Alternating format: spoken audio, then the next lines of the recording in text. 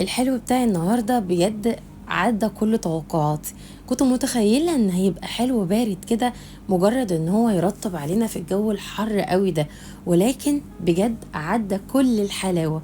عايزاكي تتفرجي على الفيديو، سهل جدا، مكوناته بسيطة جدا جدا، وليكي حرية الاختيار في التزيين. بس اوعدك ان الكل هيشهد لك بيه. حلو سريع وزي اللي انتي بتاكليه في الكافيهات بره. ما تنسيش تعملي سيف وتعملي لايك، لان اكيد هيعجبك وهتكرريه اكتر من مرة. بصوا يا جماعة، القطعة دي تخيلي هتجيبها بره بكام. تعالي نعمل يلا الطريقة.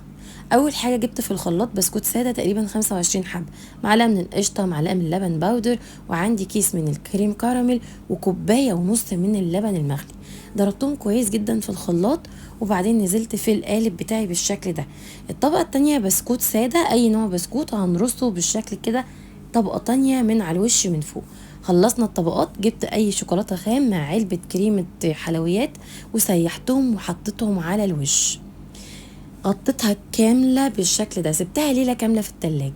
زينتها بقى، ليكي حرية الاختيار في التزيين.